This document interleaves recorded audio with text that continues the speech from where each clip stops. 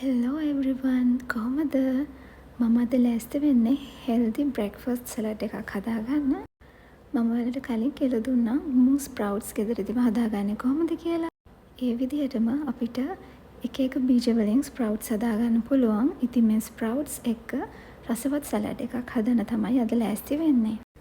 මේ වගේ සලාඩ් එකක් උදේට නිකන් කන්න පුළුවන්. එහෙම නැත්නම් බත් එක්ක කන්නත් පුළුවන්. ඉතින් මේ තියෙන්නේ මම ගෙදර හදාගත්ත මුං ස්ප්‍රවුට්ස්. මුං ඇට වලින් හදාගත්ත. මේ තියෙන්නේ මෑ ඇට වලින් මම හදාගත්ත ස්ප්‍රවුට්ස්. මුං ඇට වලින් හදන විදිහටම මෑ ඇට වලිනුත් හදාගන්න පුළුවන්. හැබැයි ඊට වඩා වැඩි දවස් ගාණක් යනවා. ඒ වගේම මම මේ ටික වෙන් කරගෙන තියෙන්නේ පියලි කොටස් වලින්. මුලින්ම අපි ස්ප්‍රවුට්ස් ටික පොඩ්ඩක් තම්බ ගන්න ඕනේ. වතුර එක හොඳට රත් වෙනකොට ඒකට ලුණු පොඩ්ඩක් එකතු කරලා මේ විදිහට ස්ප්‍රවුට්ස් ටික දාලා විනාඩියක් වගේ පොඩි කාලයක් ඉක්මනට තම්බලා අරගන්න ඕනේ. ගොඩාක් තැම්බෙන්න දෙන්න හොඳ නැහැ. තම්බලා ගත්ත ගමන්ම මේ විදිහට අපි ලියුක් වෝම් වෝටර් වලින් ටැප් වතුරෙන් හොද ගන්න ඕනේ. එතකොට අර ක්‍රන්චි ගතිය හොඳට තියෙනවා. මේ තියෙන්නේ මම තම්බගත්ත ස්ප්‍රවුට්ස් ටික. ඉතින් බලමු මම අද සලාඩ් එක හදන්න ගත්තේ මොනවද කියලා. මේ තියෙන්නේ තම්බගත්ත මුං ස්ප්‍රවුට්ස්. ඒ වගේම මේ තියෙන්නේ මෑ ස්ප්‍රවුට්ස්. බලන්න කොළ පාට ගතිය තියෙන තමයි තම්බගෙන තියෙන්නේ. ඒ වගේම මම මෙතන අරන් තියෙනවා සුකිනි ගෙඩියක් කපලා පිපිඤ්ඤ ගන්නත් පුළුවන්. ඒ වගේම බීලුණු, අමු මිරිස්, තක්කාලි, කැරට්, ඇපල් කෑල්ලක් අරන් තියෙනවා. ඒ වගේම දෙලුම් ඇට ටික, ඒ වගේම දෙහි. මේකට ගන්න පුළුවන් තව අපිට බෙල් පෙපර්.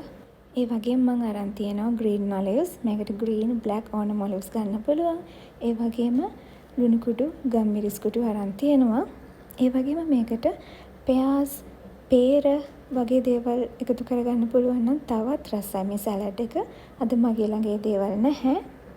ඒ වගේම ඔයාලා කැමති නම් යෝගට්, එමත් නැත්නම් කර්ඩ්, එමත් නැත්නම් මෙයොනීස් මේකට එකතු කරගන්න පුළුවන්. මුලින්ම මම කපාගත්ත දේවල් ටික වාජනයකට මේ විදිහට එකතු කරගන්නවා. කැරට්, දෙලුම්, ඇපල් මේකට පළතුරුත් එකතු කරාම තමයි හරිම රසක් එන්නේ. මේකත් එක්ක මේ දෙලුම් ඇටයම හැපෙද්දි හරිම රසක් එනවා. ඔලිව්ස් ටික. ඊට පස්සේ අපි මේකට ගම්මිරිස් කුඩු එකතු කරගන්නවා. තමන්ගේ රස අනුව එකතු කරගන්න පුළුවන්. ඒ වගේම ලුණු කුඩු. ඒ වගේම දෙහි ටිකක් අපි මේකට මිරික ගන්නවා. මේ වෙලාවෙම ඔයාලා කැමති නම් ඔයාලට එකතු කරගන්න පුළුවන් යෝගට් හරි කර්ඩ් හරි එකතු කරලා හොඳට මිශ්‍ර කරගන්න. ස්ප්‍රවුට්ස් ටික එකතු කරන්න කලින් මේ දේවල් හොඳට මිශ්‍ර කරගන්න.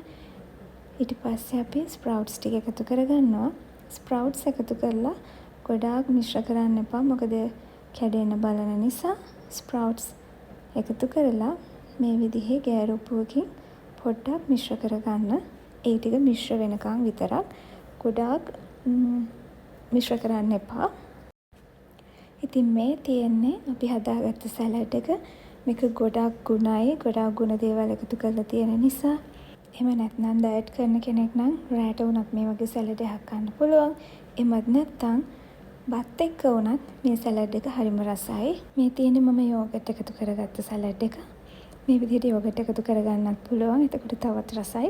යෝගට් නැත්නම් මී කිරි, එමත් නැත්නම් මයොනීස් එකතු කරගන්නත් පුළුවන්. ඉතින් මේකට තවත් පළතුරුත් එකතු කරලා try කරලා බලන්න. තවත් වීඩියෝ එකක් අරන් එනකන් subscribe කරලා තියාගන්න. පරිස්සමෙන් ඉන්න. bye bye.